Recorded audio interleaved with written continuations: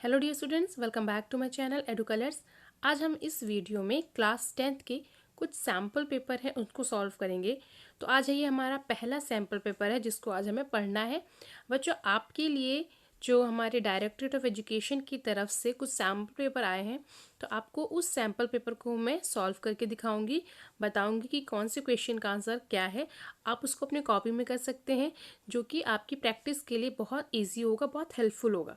तो चलिए बच्चों, आज हम इस वीडियो में इस सैम्पल पेपर को, अपने फर्स्ट सैम्पल पेपर को सॉल्व करते हैं। तो चलिए देखते हैं कि हमारा जो फर्स्ट क्वेश्चन है वो कौन सा है।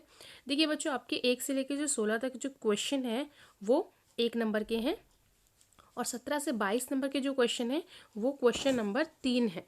ठीक है, यानी कि 3 मार्क्स के हैं। ठीक है, ये देखिए यहाँ पर 1 से 16 के जो क्वेश्चन नंबर है वो 1 नंबर के हैं, और 17 से 22 जो क्वेश्चन है वो आपके 3 अंकों के हैं। उसके बाद 23 से 16 जो है वो 4 अंकों के प्रश्न होंगे, और 27 से 31 के बीच में जो क्वेश्चन है वो 5 अंकों के होंगे। ठीक है, उसके बाद जो आपका मैप है वो क्वेश्चन नंबर 32 जो है वो 5 अंकों का है, जो कि मैप है, जिसमें से हिस्ट्री से 2 मैप के अंक पूछे जाएंगे, और ज्योग्राफी से 3 अंक के मैप आपके पूछे जाएंगे। ठीक है बच्चों, तो चलिए अब हम अपनी वर्कशीट, अपना जो हमारी वीडियो है इसको शुरू करते हैं। तो हम देखते हैं कि पहला जो हमारा क्वेश्चन है वो क्या है। तो बच्चों, हमारा पहला क्वेश्चन है कि ये सामने, जैसे कि एक पर्सनालिटी का नाम है और उसके सामने उसकी कंट्री का नाम है, तो हमें मैच करना है कि कौन सा सही है। तो यहाँ पर देखेंगे हम, तो जो बिस्मार्क है वो इटली का है। नहीं, ये गलत है। बिस्मार्क जो है वो जर्मनी का था। मैथ्सिनी जर्मनी, ये भी गलत है क्योंकि वो इटली का था। उसके बाद है कावूर, जो कि ब्रिटेन के हैं। कावूर ब्रिटेन के नहीं, ये भी गलत है, ये इटली के हैं। और उसके बाद है मेटरनिक, ऑस्ट्रिया। हाँ, तो ये डी जो ऑप्शन है ये सही है, क्योंकि मेटरनिक जो है वो ऑस्ट्रिया से बिलोंग करते थे। उसके बाद हमारा दूसरा आ जाएगा, एक स्टेटमेंट है और उसका रीज़न दिया हुआ है। तो पहला जो हमारा स्टेटमेंट है वो है कि महात्मा गांधी ने द्वितीय गोलमेज सम्मेलन में भाग लिया था। ठीक है, इसका कारण क्या था, क्यों भाग लिया था? क्योंकि 1931 में गांधी और इरविन समझौता हुआ था। तो इरविन जी ने बोला था गांधी जी को कि आप जो है गोलमेज सम्मेलन में भाग लीजिए और सविनय विज्ञान आंदोलन को बंद कर दीजिए। उसके बाद जब गांधी जी वहाँ गए तो वहाँ पर कुछ बात नहीं बनी। उसके बाद जो द्वितीय गोलमेज सम्मेलन था वो असफल हो गया, और जब गांधी जी वापस लंदन से इंडिया आए तो उन्होंने सविनय विज्ञान आंदोलन को दोबारा से शुरू कर दिया था। तो ये इसका सही कारण है, इसलिए इसका आंसर जो होगा वो ए होगा, यानी कि संकल्पना एवं कारण दोनों सही है, और कारण संकल्पना की सही व्याख्या करता है। उसके बाद हमारा थर्ड क्वेश्चन है कि जो मरुस्थलीय मृदा होती है, ठीक है, मरुस्थलीय मृदा के बारे में कौन कौन से जो 4 स्टेटमेंट दिए हुए हैं, जो 4 बातें दी गई हैं, उसमें से कौन सा सही है?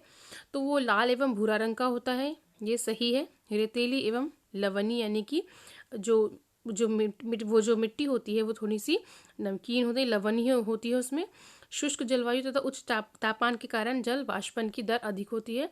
तो बच्चों, ये सारे ही पॉइंट सही है, तो इसका जो आंसर होगा वो होगा आंसर डी, यानी कि सभी कथन सही हैं। अगला प्रश्न है, रेखांकित वाक्यांश को सही करके पुनः लिखिए। तो लिखा है, एक देश जिसमें जीवन स्तर, स्वास्थ्य और सुरक्षा के लिहाज से बेहतरीन माहौल होता है उसे विकासशील देश कहते हैं। तो विकासशील जो देश होता है वो प्रोग्रेस कर रहा होता है। ठीक है, वहाँ पर अभी सब कुछ विकसित नहीं हुआ है, तो यहाँ पर विकासशील नहीं आएगा, यहाँ पर आएगा विकसित। ठीक है बच्चों, अब यहाँ पर एक कार्टून दिया हुआ है, वन पार्टी कंट्री। यहाँ पर कार्टून को अगर आप देखेंगे तो आपको ये बताना है कि इस कार्टून में क्या बात बताई गई है। ठीक है, तो इस कार्टून में ये बताया गया है कि जो प्रमुख संस्थान होते हैं उसमें सिर्फ एक दल का नियंत्रण नहीं होना चाहिए, हर तरह के जो संस्थान हैं उनको बराबरी का अधिकार, या उनकी जो पावर है वो उनको मिलनी चाहिए। उसके बाद है, सत्य व असत्य बताना है हमें। कांडला भारत का सबसे बड़ा पतन है, ये सत्य है या असत्य है? तो बच्चों, ये असत्य है, क्योंकि मुंबई जो है वो भारत का सबसे बड़ा पतन है। उसके बाद अगला प्रश्न है, सरकार द्वारा व्यापार अवरोधों को हटाने की प्रक्रिया को क्या कहते हैं? तो सरकार द्वारा जो व्यापार अवरोध है उसको हटाने की प्रक्रिया को उदारीकरण कहते हैं, ताकि जो बाहर की जो कंट्री के जो भी व्यापार है, जो भी उद्योग धंधे हैं, टेक्नोलॉजी है, वो भारत में भी आ सके और भारत के जो उद्योग है उससे वो कंपटीशन कर सके। तो इसलिए इसे हम कहते हैं उदारीकरण की प्रक्रिया। अगला क्वेश्चन है, निम्नलिखित में से कौन सा एक संघ सूची का विषय नहीं है? ठीक है, संघ सूची का विषय नहीं है। इसमें से प्रश्न 8 में से ऑप्शन दिए हुए हैं, केवल ए यानी रक्षा, बी केवल 2 एवं 4, सी केवल 3 या डी केवल 1 और 2। ठीक है बच्चों, तो जो इसका आंसर है वह है केवल 2 एवं 4, यानी कि जो बी है इसका आंसर है 2 और 4, यानी कि कृषि और व्यापार जो है वो संघ सूची का विषय नहीं है। अब अगला क्वेश्चन है, सुनहरा रेशा किसे कहा जाता है, किस फसल को? तो इसका आंसर है जूट। ठीक है, जूट को सुनहरा रेशा कहा जाता है। किसी एक जायद फसल का नाम बताइए। जायद फसल जो होती है जैसे खीरा, तरबूज, खरबूजा, इसको हम जायद फसल कहते हैं। अब अगला जो प्रश्न है वो है, वायु प्रदूषण की रोकथाम हेतु एक उपाय बताइए। तो आप, ये तो बहुत ही इजी है, आप कोई भी बच्चा इसको बता सकता है कि जैसे कि जो वाहनों से धुआं होता है उसकी रोकथाम करेंगे तो हम वायु प्रदूषण से बच सकते हैं। जल प्रदूषण के लिए आप बता सकते हैं कि किस तरीके से जो फैक्ट्री से जो काला पानी या केमिकल आ रहा है उसको नदियों में ना फेंका जाए, जिससे कि जल प्रदूषण नहीं होगा। उसके बाद अगला प्रश्न है कि मान लीजिए आपको दिल्ली से चेन्नई जाना है। ठीक है, बहुत ही इमरजेंसी है, आपको जाना है दिल्ली से चेन्नई। तो ऐसी परिस्थिति में आप कौन से परिवहन का साधन इस्तेमाल करेंगे? तो बच्चों इसका आंसर है वायु परिवहन, ताकि उससे फिर आप जल्दी से एक जगह से दूसरी जगह यानी दिल्ली से चेन्नई पहुंच सकते हैं। उसके बाद अथवा में है कि मान लीजिए आपको दिल्ली में ही अपने किसी फ्रेंड के घर जाना है, तो आप कौन से परिवहन का उपयोग करेंगे? तो इसके लिए रोड परिवहन यानी जो सड़क परिवहन है वो ऑप्शन बिल्कुल करेक्ट होगा। उसके बाद अगला क्वेश्चन है क्वेश्चन नंबर 12। ठीक है बच्चों, 16 नंबर तक हमारे 1 नंबर के क्वेश्चन है, तो अभी हमारा 1 नंबर का क्वेश्चन ही चल रहा है। तो क्वेश्चन नंबर 12 है, इकबाल और उसके परिवार के 5 सदस्य मिलकर कृषि कार्य करते हैं एवं 50 टन गेहूं का उत्पादन कर रहे हैं। किसी वजह से उसके परिवार के जो सदस्य हैं उनके बीच में आपस में झगड़ा हो जाता है। तो कुछ लोग जो है 2 सदस्य, 5 में से 2 सदस्य उस काम को छोड़ देते हैं, बाकी 3 लोग कर रहे हैं और वो भी 50 टन गेहूं ही उत्पादन कर रहे हैं। यानी कि 5 लोग भी उतना ही गेहूं और 3 लोग भी उतना ही गेहूं का उत्पादन कर लेते हैं। तो वो जो 2 लोग हैं जो चले गए, जिनके जाने का कोई असर नहीं हुआ, तो वो कौन सी बेरोजगारी का सामना कर रहे हैं? तो वह है छुपी हुई बेरोजगारी इसको कह सकते हैं, या प्रच्छन्न बेरोजगारी कह सकते हैं। ठीक है, आप दोनों में से कोई भी नाम दे सकते हैं। उसके बाद है हमारा जो अगला क्वेश्चन है वो है, कौन सी दलीय व्यवस्था को लोकतंत्र के लिए अच्छा नहीं माना जाता है? तो एक दलीय व्यवस्था को लोकतंत्र के लिए अच्छा नहीं माना जाता है, क्योंकि एक दलीय व्यवस्था होती है वो तानाशाही बन सकती है, मनमानी कर सकती है। जब बहुत सारे दल होते हैं या 2 या 3 दल होते हैं तो एक कंपटीशन बना रहता है। अगला है, यूरोपीय यूनियन का मुख्यालय कहाँ स्थित है? ठीक है बच्चों, तो यूरोपीय यूनियन का जो मुख्यालय है वो ब्रुसेल्स में है। ठीक है, कहाँ है? ब्रुसेल्स में। हमारे संविधान के अनुसार अवशिष्ट विषयों पर कानून बनाने की शक्ति किसके पास है? तो अवशिष्ट जो शक्तियां हैं उनमें से जो कानून बनाना है वो केंद्र और राज्य दोनों मिलकर इसके ऊपर कानून बना सकते हैं। अब गृह युद्ध से आप क्या समझते हैं? Civil war. गृह युद्ध का मतलब होता है जब आपस में ही, देश में आपस में ही किसी समुदाय या जाति के बीच में झगड़े शुरू हो जाते हैं तो उसे हम गृह युद्ध कहते हैं। ठीक है बच्चों, चलिए अब आगे जो हमारे क्वेश्चन है वो है 3 नंबर के क्वेश्चन 17, क्वेश्चन नंबर 17 से क्वेश्चन नंबर 22 तक हमारे 3 नंबर के क्वेश्चन है। अब चलिए हम चलते हैं सीधे आंसर्स की तरफ और क्वेश्चन मैं आपको साथ साथ बताती जाऊंगी। तो बच्चों हमारा ये जो खंड का था वो कंप्लीट हो चुका है। अब खंड खा पढ़ेंगे, यानी कि 17 से 22 नंबर वाले जो 3 नंबर के प्रश्न हैं हम उनको सॉल्व करेंगे। तो हमारा 17वां नंबर का जो प्रश्न है उसका क्वेश्चन है, बागानों में काम करने वाले लोगों की महात्मा गांधी के विचार एवं स्वराज को लेकर अपनी अवधारणा थी। कथन का समर्थन में तर्क दीजिए, यानी कि जो कथन है उसके समर्थन में तर्क देना है कि किस तरीके से जो असम के बागान के जो लोग थे जो वहाँ पे काम कर रहे थे उनके लिए आज़ादी का क्या मतलब था। तो बच्चों यहाँ पर अगर आप देखेंगे तो जो असम के बागानी मजदूर थे उनके लिए आज़ादी का मतलब था चार दीवारी से बाहर आना, क्योंकि उन्हें उन्हीं चार दीवारी में कैद रखा जाता था, उन्हें अपने गांव से संपर्क नहीं रहने दिया जाता था। 1859 का जो इनलैंड इमिग्रेशन एक्ट था उसके तहत उनको बागानों में काम करने की मजदूरी के तहत वो काम करते थे यहाँ पर, और यहाँ से बाहर नहीं जा सकते थे। इसलिए असहयोग आंदोलन के बारे में जब उन्होंने सुना तो वो अपने बागानों को छोड़ दिए उन्होंने और अपने घर की तरफ चले गए, लेकिन वो अपनी मंजिल तक नहीं पहुँच पाए क्योंकि रास्ते में उनको काफ़ी मारा पीटा गया। ठीक है, तो ये उनके लिए आज़ादी का मतलब था। अगला जो हमारा प्रश्न है जो कि अगला जो 18वें नंबर का जो हमारा प्रश्न है वो है, लोकतंत्र शासन करने के अन्य विकल्पों से बेहतर किस प्रकार है। यानी हमें लोकतंत्र के बारे में कुछ अच्छी विशेषताएं बतानी है। तो लोकतंत्र क्यों अच्छा है, क्योंकि वो लोगों की गरिमा और आज़ादी को बढ़ावा देता है। ओके, लोकतंत्र उत्तरदायी, जिम्मेदार और वैध शासन व्यवस्था है। लोकतंत्र में सामाजिक विविधताओं का सामंजस्य अच्छे से बिठाया जाता है। ठीक है, अगर आप कोई और बिंदु इसमें ऐड करना चाहते हैं पॉइंट तो आप उसको ऐड कर सकते हैं। उसके बाद हमारा अगला प्रश्न है, क्वेश्चन नंबर 19 है, आपकी जेब में मौजूद धन उन सभी वस्तुओं और सेवाओं को नहीं खरीद सकता है जिनका आपको बेहतर जीवन जीने के लिए आवश्यकता हो सकती है। क्या ये सच है? स्पष्ट कीजिए। तो ये उत्तर होगा हाँ, हर चीज़ पैसा नहीं खरीद सकता, क्योंकि धन से केवल जीवन की आवश्यकताएं ही पूरी की जा सकती हैं।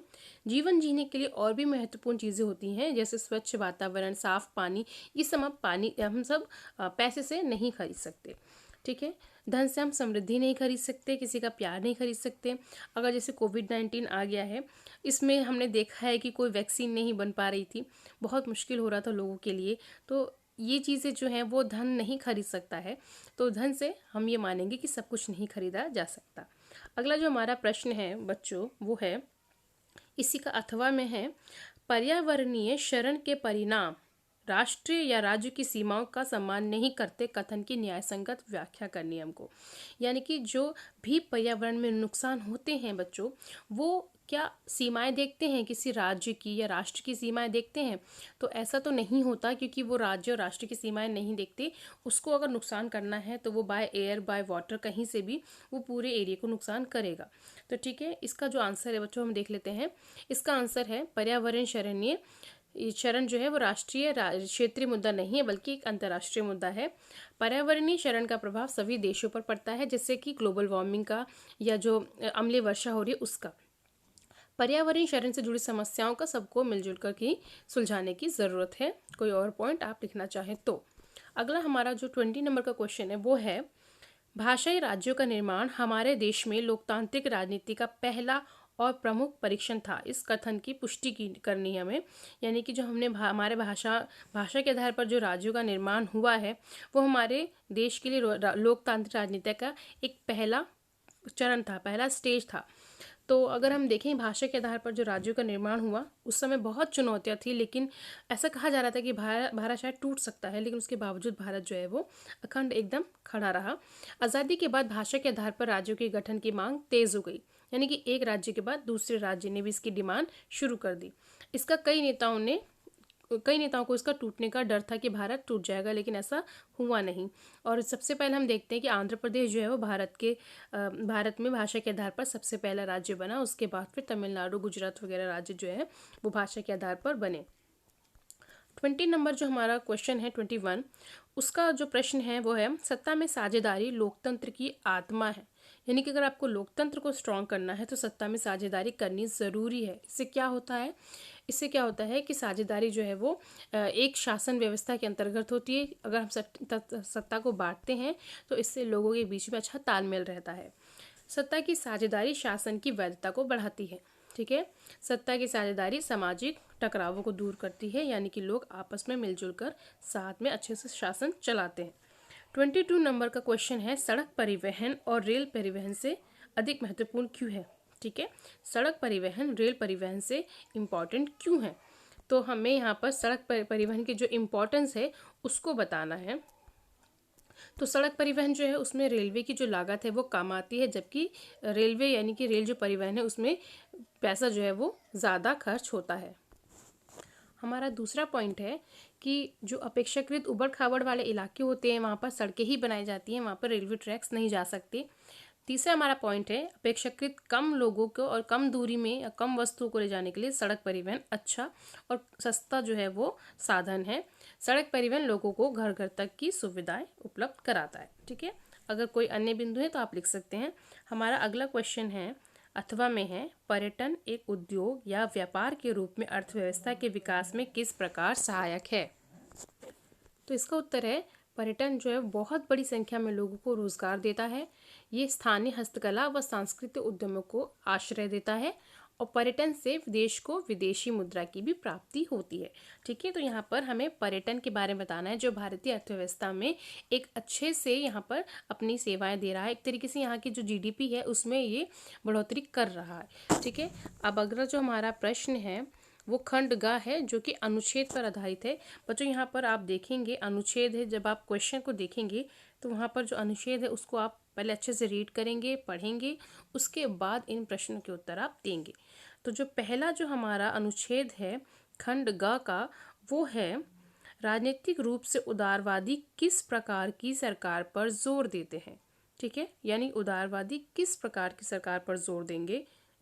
ऑप्शन ए निरंकुश, ऑप्शन बी है सहमति के आधार पर, ऑप्शन सी है दोनों, या ऑप्शन डी है कोई नहीं। तो इसका जो उत्तर होगा वो होगा ऑप्शन बी यानी कि सहमति के आधार पर। ठीक है बच्चों, यहाँ पर सिर्फ क्वेश्चन जो आंसर है वो है।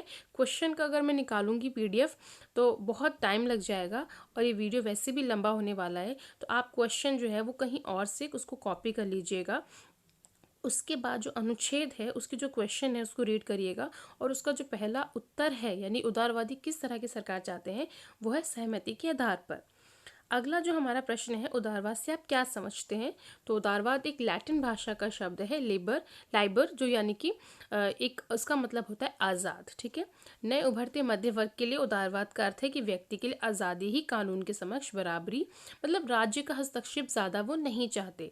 उसके बाद तीसरा है इसी पैराग्राफ का जो तीसरा क्वेश्चन है वो है डैश संहिता के माध्यम से सीमित मताधिकार की वापसी हुई। ठीक है, किस संहिता के आधार पर सीमित मताधिकार की वापसी हुई। तो वो नेपोलियन की जो कोड था यानी कि नेपोलियन संहिता या जो नेपोलियन कोड है उसको भी आप कह सकते हैं, उसके आधार पर सीमित मताधिकार की वापसी हुई। फोर्थ क्वेश्चन है उदारवादी प्रजातंत्र का पहला प्रयोग कौन सा देश था। ठीक है, तो उदारवादी प्रजातंत्र का पहला जो देश था वो बना था फ्रांस। ठीक है, अब हमारा अगला पैराग्राफ शुरू हो जाता है, पैराग्राफ 24। तो उसमें जो हमारा पहला प्रश्न है वो है युद्ध के देवता की उपासना कौन करता है, कौन सा देश। तो उसका आंसर होगा ऑप्शन ए, यहाँ पर दे रखा है option A Britain, B Bharat, C रूस, डी अमेरिका। तो यहाँ पर आप उत्तर में देखेंगे ऑप्शन ए है यानी कि ब्रिटेन जो है वो युद्ध के देवता की उपासना करता है। उसके बाद अगला जो हमारा प्रश्न है सत्याग्रह तो शुद्ध डैश है। सत्याग्रह तो शुद्ध क्या है, आत्मबल है। उसके बाद अगला है आत्मा का मूल आधार क्या है। तो आत्मा का मूल आधार है सत्य। अगला जो क्वेश्चन है वो है अनुच्छेद के आधार पर अपना अनुच्छेद को छोटे शब्दों में आपको लिखना है। तो सत्याग्रह के बारे में बेसिकली इस अनुच्छेद में बताया गया है। तो सत्याग्रह सत्य पर आधारित होता है और इसमें शारीरिक बल का कोई स्थान नहीं होता। अहिंसा ही सर्वोच्च धर्म है। ब्रिटेन जैसे देश हिंसा पर बल देते हैं लेकिन भारत जो है वो अहिंसा का मार्ग अपनाता है। ठीक है बच्चों, अच्छा चलिए अब आते हैं अनुच्छेद 25 पर जो कि ज्योग्राफी से रिलेटेड है। अब यहाँ पर जो हमारा पहला प्रश्न है हम उसको देखते हैं। अनुच्छेद 25 में पहला प्रश्न है भारत के निम्नलिखित में से कौन से प्रदेश में कोयला के प्रचुर भंडार नहीं है। ए मध्य प्रदेश, बी छत्तीसगढ़, सी झारखंड, डी राजस्थान। तो इसका उत्तर होगा डी राजस्थान। भारत के अगला क्वेश्चन है भारत के निम्नलिखित में से कौन से प्रदेश में जल के प्रचुर भंडार हैं। ठीक है, जल के प्रचुर भंडार हैं। ए राजस्थान, बी लद्दाख, सी अरुणाचल प्रदेश, उपरोक्त में से कोई नहीं। तो राजस्थान और लद्दाख तो बिल्कुल भी नहीं है, यहाँ पर जल की कमी है। तो इसका आंसर है सी, अरुणाचल प्रदेश। ठीक है बच्चों, ये देखिए यहाँ पर लिखा हुआ है सी, अरुणाचल प्रदेश। अगला जो हमारा थर्ड जो हमारा क्वेश्चन है वो है संसाधन नियोजन क्यों आवश्यक है, यानी कि रिसोर्सेज की प्लानिंग करना क्यों ज़रूरी है कि वो ख़त्म ना हो जाए। ठीक है, तो भारत में जो संसाधन हैं वो अलग अलग जगह पर अलग अलग तरीके से बिखरे हुए हैं। तो कहीं जगह पर कुछ संसाधनों की कमी है, कहीं पर दूसरे संसाधनों की कमी है। तो हर जगह संसाधन जो है ठीक तरीके से रहें, राष्ट्रीय, प्रांतीय, प्रादेशिक और स्थानीय स्तर पर संतुलन, जो संसाधन है उसका संतुलन करना बहुत ज़रूरी है। उसके बाद अगला जो क्वेश्चन है हमारा वो है लद्दाख की विशेषताओं का वर्णन करना है। तो जो लद्दाख की विशेषताएं हैं वो एक शीत मरुस्थल है, यानी एक ठंडा मरुस्थल है। दो तरह के मरुस्थल होते हैं, ठंडा और गर्म। ठीक है, राजस्थान के मरुस्थल गर्म है, लद्दाख के मरुस्थल ठंडे मरुस्थल है। तो यहाँ पर ये सांस्कृतिक विरासत तो है, परंतु यहाँ पर जल की काफ़ी कमी है और कुछ महत्वपूर्ण खनिजों का यहाँ पर अभाव है। अगला जो हमारा अनुच्छेद है वो है हमारा जो ग्लोबलाइजेशन वाला जो चैप्टर है, जो वैश्वीकरण वाला चैप्टर है उसके ऊपर है। तो जो पहला प्रश्न इस अनुच्छेद से बनता है वो है वैश्वीकरण को अपने शब्दों में परिभाषित कीजिए, कि उसकी डेफिनेशन बतानी है आपको। तो वैश्वीकरण जो है वो विभिन्न देशों के बीच एकीकरण की एक प्रक्रिया है, यानी कि वो दो देशों के बीच में जो व्यापार होते हैं उसको जोड़ता है। ठीक है, एक देश दूसरे देश में निवेश करता है, मुनाफा कमाता है, इसी तरीके से दोनों के बीच में संबंध बनते हैं। दूसरा क्वेश्चन है हमारा वैश्वीकरण की प्रक्रिया में बहुराष्ट्रीय कंपनियों की भूमिका बतानी है, मल्टीनेशनल कंपनीज के बारे में बताना है। तो बहुराष्ट्रीय कंपनियां जो हैं वो उत्पादन के लिए सस्ते क्षेत्रों की खोज करती हैं, अलग अलग स्थानों पर उत्पादन करती हैं, जिसमें उत्पादन कार्य मुश्किल हो जाता है। अगला प्रश्न है प्रौद्योगिकी यानी टेक्नोलॉजी ने वैश्वीकरण में किस प्रकार सहायता प्रदान की है। तो प्रौद्योगिकी ने उत्पादन को अच्छे से और सुगम बनाया है, ईजी बनाया है, और प्रौद्योगिकी, सूचना प्रौद्योगिकी ने उत्पादन प्रक्रिया को आपस में जोड़ दिया है। ठीक है, अगला जो प्रश्न है हमारा न्याय संगत वैश्वीकरण के लिए कुछ उपाय सुझाइए।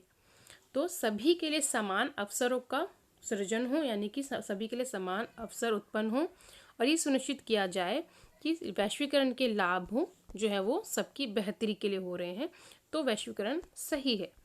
अब खंड घ आ रहा है। खंड ग का जो पहला क्वेश्चन है वो है साख से आप क्या समझते हैं। साख किस प्रकार संपत्ति एवं ऋणजाल दोनों की भूमिका निभा सकता है, उदाहरण सहित बताना है। तो साख जो है, साख मतलब उधार। ठीक है, जो हम ऋण लेते हैं, जब हम साहूकार या कर्जदार से पैसा लेते हैं, ठीक है, गांव वगैरह में हम देखते हैं तो वहाँ पर हम कर्जदार वगैरह से पैसा लेते हैं, तो ये जो एक तरीके से हमारी हेल्प भी कर रहा है और धीरे धीरे करके हमें ऋण जाल में फंसाता भी है। ठीक है, तो इस तरीके से जब हम उसको पूरा नहीं कर पाते हैं, पहले तो हमने ऋण ले लिया, उसके बाद हमने उसको अगर हम पूरा नहीं कर पा रहे हैं, क्योंकि उसका जो इंटरेस्ट होता है वो ब्याज जो बहुत ज़्यादा होता है, समय पर पूरा नहीं कर पाते, तो हम ऐसी स्थिति में क्या होते हैं, उन ऋण जाल में फंसते चले जाते हैं। ठीक है, अब इसको यहाँ पर पॉज कर लीजिएगा क्वेश्चन को, आंसर को, और उसके बाद आंसर को आप देख सकते हैं, समझ सकते हैं। अब हमारा जो अगला है अथवा में है वो है प्रश्न स्वयं सहायता समूहों के महत्व की व्याख्या करनी है। तो स्वयं सहायता समूह जो है वो किस तरीके से लोगों की हेल्प करते हैं। तो स्वयं सहायता समूह जो है वो खासकर गरीब महिलाओं को छोटे छोटे स्वयं सहायता समूह में संगठित करते हैं, उनकी बचत पूंजी को एकत्रित करने पर आधारित है। ठीक है, उसके बाद अगला पॉइंट है नियमित बचत के बाद समूह जो है समूह को बैंक से ऋण भी मिल जाता है, जिसका उपयोग वे कोई रोजगार वगैरह को पैदा करने में लगाते हैं। तीसरा पॉइंट है स्वयं सहायता समूह कर्जदारों को ऋणधार की कमी की समस्या से उबारने में मदद करता है और समय अनुसार और आवश्यकता अनुसार उनको जो ऋण है वो, यानी कि जो लोन है या जो कर्जा है वो देता है। इन समूहों की ब्याज दर कम होती है, जिससे ग्रामीण लोगों को कम ऋण पे पैसा मिल जाता है, वो ऋण जाल में नहीं फंसते। ये जो समूह है वो ग्रामीण क्षेत्रों में गरीब लोगों की हेल्प करते हैं। ठीक है, तो यहाँ पर आप इसको पॉज कर लीजिएगा और आंसर को समझ लीजिएगा। अगला जो हमारा प्रश्न है 28 वो है भारत में क्षेत्रीय दलों के उभार ने संघवाद एवं लोकतंत्र को मजबूत किया है। क्या आप इस कथन से सहमत हैं, व्याख्या कीजिए। तो इसका जो आंसर है वो है हाँ, क्योंकि क्षेत्रीय दलों के उभार ने केंद्र राज्य संबंधों के चेंजेस आए हैं। ठीक ठीक है। यानी कि जो क्षेत्रीय दल आने की वजह से जो केंद्र और राज्य संबंध है उसमें काफ़ी चेंजेस आए हैं। पहले केंद्र राज्यों में एक ही दल की सरकार होती थी, इसलिए इसके कारण राज्य सरकार जो है वो स्वतंत्र इकाई के रूप में काम नहीं कर पाते थे। अपने जो भी पावर उनको मिलती थी, अपने अधिकारों का ठीक तरीके से प्रयोग नहीं कर पाते थे। लेकिन जब केंद्र और राज्यों की से अलग अलग सरकारें बनी तो अक्सर राज्यों के अधिकारों की अनदेखी करने की कोशिश की गई। ठीक है। अब क्या होता था, जहाँ पे केंद्र में अलग सरकार है, राज्य में अलग सरकार है, तो दोनों की फिर बनती नहीं है, तो आपस में काफ़ी जो है मनमुटाव ऐसे में हमें देखने को मिलते हैं। और 1990 के बाद हमें ऐसे क्षेत्र दलों का जो उभार है वो ज़्यादा देखने को मिलता है, क्योंकि गठबंधन सरकारें बनी, साझेदारी वाली सरकारें बनी, क्योंकि 1990 के बाद काफ़ी क्षेत्रीय दल आ गए जिन्होंने जो एक तरीके से एक पैटर्न पे सरकार चल रही थी उसको तोड़ा। क्योंकि जब क्षेत्रीय दल आ गए तो उन्होंने गठबंधन वाली सरकार बनाई, और गठबंधन वाली सरकार में सबका बहुत सोच समझ के शासन करना पड़ता है, जिसकी वजह से जो लोकतंत्र है उसको हम और अच्छे प्रभावी तरीके से लागू कर सकते हैं। अगला जो हमारा क्वेश्चन है वो है संघीय व्यवस्था की महत्वपूर्ण विशेषताएं बतानी है, कि एक देश में जो संघीय व्यवस्था होती है उसमें होता क्या क्या है। तो यहाँ पर 2 या 3 स्तर की सरकारें होती हैं। ठीक है। उसके बाद है अलग अलग स्तर की कानून बनाने की अलग लोगों को पावर होती है। कर वसूलने के लिए अलग तरीके से क्षेत्र अधिकार बटे होते हैं। जो विभिन्न स्तर हैं उनको अपने अपने जो क्षेत्र होते हैं वहाँ पर संविधान के हिसाब से उनको बताया जाता है कि आपको ये काम करना है। मतलब सबको अपने पावर्स और अपने दायरे पता होते हैं। संविधान के मौलिक प्रावधानों को किसी एक स्तर की सरकार नहीं बदल सकती। यानी कि जो हमारे मौलिक अधिकार है, जो हमारे फंडामेंटल राइट्स हैं, उसको सिर्फ राज्य सरकार या सिर्फ केंद्र सरकार या स्थानीय सरकार तो कोई बदल नहीं सकता है। ये थोड़े से टफ है प्रोसीजर। ठीक है। विभिन्न स्तर की सरकारों के बीच अधिकारों के विवाद की स्थिति में सर्वोच्च न्यायालय की जो भूमिका है वो सबसे मान्य है, सबसे ज़्यादा उम्दा है। अगर वो कोई निर्णय लेता है किसी राज्य के बीच में जो विवाद हो रहा है, या किसी स्तर स्थानीय जो स्तर है या जो विभिन्न स्तर की सरकार उनके बीच में किस तरह का विवाद हो रहा है, तो सर्वोच्च न्यायालय की जो बात है वो सबसे ऊपर रखी जाएगी, उसका निर्णय सबसे ऊपर होगा। ठीक है। तो ये सारे पॉइंट्स हो गए। अगला जो क्वेश्चन है वो है क्वेश्चन नंबर 29। 19वीं शताब्दी में महिलाओं के चित्र किस प्रकार राष्ट्रवाद के रूप में परिवर्तित हो सके। जैसे यहाँ पर जर्मेनिया की हम बात करते हैं, जर्मनी में, फ्रांस में जैसे मारियान थी, या भारत में भारत माता की बात हो रही है, तो उस तरीके से उसी के बारे में बात हो रही है। तो 19वीं सदी में यूरोप में अगर हम देखें तो राष्ट्रवाद के उदय में इस चीज़ ने बहुत योगदान दिया है। कलाकारों ने राष्ट्र को एक मानवीकरण का रूप दिया। ठीक है। जैसे कि मैंने अभी आपको बताया, जर्मनी में जर्मेनिया, ठीक है, फ्रांस में मारियान, ये सब रूपक चित्र बन गए। नारी की छवि जो है वो राष्ट्र का रूपक बन गई। देखिए यहाँ पे ये लिखा है जर्मेनिया, जर्मन, ठीक है, जो कि बलूत के वृक्ष के पत्ते जो है वो सर पे ऐसे मुकुट पहनती थी, और ये वीरता का प्रतीक था। ओके। तो इस तरीके से आप यहाँ देख सकते हैं। अगला जो हमारा क्वेश्चन है वो है क्वेश्चन नंबर 30। और क्वेश्चन नंबर 30 है अपने दैनिक क्षेत्र से उदाहरण देते हुए निजी व सार्वजनिक क्षेत्र की गतिविधियों का उल्लेख हमें करना है, तुलना करनी है। ठीक है। तो निजी क्षेत्रक और सार्वजनिक क्षेत्र की हमें तुलना करनी है। तो निजी क्षेत्रक में परिसंपत्तियों पर स्वामित्व किसका होता है? निजी लोगों का होता है, निजी हाथों में होती है। जबकि सार्वजनिक क्षेत्र में अधिकांश जो संपत्ति है वो सरकार की होती है। निजी क्षेत्र के उदाहरण हो गए टाटा, रिलायंस कंपनी, जियो, ठीक है। और सार्वजनिक क्षेत्र के उदाहरण हो गए जैसे कि रेलवे या डाकघर। निजी क्षेत्र की गतिविधियों का उद्देश्य लाभ कमाना होता है, जबकि जो सार्वजनिक क्षेत्र की जो कंपनियां होती हैं या जो क्षेत्रक होता है उसका जो काम होता है वो लोगों का कल्याण करना होता है। कुछ क्षेत्र हैं जो निजी क्षेत्र हैं वो उचित कीमत पर सामान जो है वो उपलब्ध नहीं करवा सकते, इसीलिए सार्वजनिक क्षेत्र को जो भी है वो सुविधा उपलब्ध कराती है, जैसे कि सड़कें बनवाती है, पुल बनवाती है, रेलवे बनाती है, ताकि लोगों का कल्याण हो सके। ठीक है। इसके अलावा सार्वजनिक क्षेत्र जो है वो विद्यालय वगैरह भी चलाते हैं, जबकि निजी क्षेत्र जो है वो विद्यालय, अस्पताल चलाते हैं तो उसके पैसे लेते हैं, काफ़ी भारी पैसे लेते हैं। अब अगला जो हमारा क्वेश्चन है क्वेश्चन नंबर 31, वो है किसी देश की आर्थिक उन्नति विनिर्माण उद्योग के विकास से क्यों मापी जाती है। यानी कि मैन्युफैक्चरिंग, किसी देश में अगर जो मैन्युफैक्चरिंग हो रही है, इंडस्ट्री जो है वो किसी देश के लिए विकसित या उसको विकासशील बनाने में कैसे योगदान दे रही है, उस देश का विकास उस विनिर्माण से कैसे हो रहा है उसके बारे में बताना है। तो विनिर्माण उद्योग जो है वो किसी भी देश के आर्थिक विकास को हम माप सकते हैं, क्योंकि किसी भी देश के आधुनिकीकरण में विनिर्माण सबसे ज़्यादा ज़रूरी है। कोई भी चीज़ बनाना, फैक्ट्री लगना, वो सब विनिर्माण में होता है। ये द्वितीयक व तृतीयक सेवाओं में रोजगार उपलब्ध कराता है। देश में औद्योगिक विकास जो है वो बेरोजगारी व गरीबी को दूर करता है। विनिर्माण उद्योग से बनी वस्तुओं के निर्यात से देश को पैसा मिलता है। वे देश ही विकसित हैं जो कच्चे माल को विभिन्न तथा अधिक मूल्यवान तैयार माल में बनाते हैं। यानी कि अगर हम इंग्लैंड की बात करें तो सबसे पहले अगर इंडस्ट्री लगी तो वो इंग्लैंड में लगी, और इंग्लैंड सबसे पहले जो है अगर हम देखें वहाँ पर बहुत जल्दी विकास हुआ। इंग्लैंड जो है एक विकसित देश बन चुका था काफ़ी टाइम पहले ही, क्योंकि वहाँ पर औद्योगिक विकास काफ़ी अच्छे से हो गया था। अब यहाँ पर हमारा जो खंड 5 है यानी कि मैप वर्क है हमारा, तो यहाँ पर मैप वर्क में हम देखेंगे हमारा मैप में 2 क्वेश्चन जो है वो हिस्ट्री से और 3 क्वेश्चन ज्योग्राफी से आएंगे। तो हम देख लेते हैं हमारा ए जो है वह स्थान बताना है जहाँ महात्मा गांधी ने नील कृषि के विरुद्ध आंदोलन शुरू किया था। ठीक है, नील कृषि के लिए सबसे पहले उन्होंने जो आंदोलन किया था वो है चंपारण। ये रहा बिहार में, ये जो पॉइंट है और यहाँ पे एरो दिया हुआ है, ये है चंपारण। ठीक है, दोबारा से देख लीजिए बच्चों, यहाँ पर ये देखिए ये है चंपारण और इसका एरो लगा के बाहर लिखा है। ठीक है, चंपारण। बी है वह स्थान जहाँ दिसंबर 1920 में कांग्रेस का अधिवेशन हुआ था। तो कांग्रेस का जो 1920 में अधिवेशन हुआ था वो कोलकाता में हुआ था। ये रहा कोलकाता और ये 1920 में कलकत्ता का अधिवेशन। ठीक है, उसके बाद है ज्योग्राफी का 5 दिए हुए हैं जिसमें से आपको 3 बताने हैं। पहला हमें बताना है नरोरा नाभिकीय संयंत्र।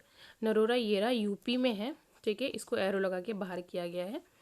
उसके बाद है सरदार सरोवर बांध। सरदार सरोवर बांध ये रहा गुजरात में।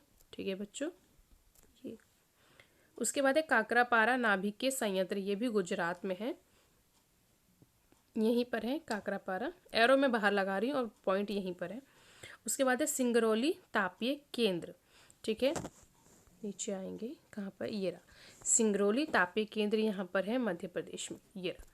ठीक है, उसके बाद है कांडला पतन, ये भी गुजरात में है, ये रहा कांडला पतन इधर और ये एरो से बाहर। ठीक है, क्लियर है बच्चों। ये 5 ज्योग्राफी के पॉइंट जो हैं भरे हैं, इसमें से आपको कोई 3 करना है मैप में। ठीक है, आप जब पेपर करेंगे उसकी बात कर रहे हैं, तो 2 हिस्ट्री के 3 ज्योग्राफी के आपके मैप हो गए।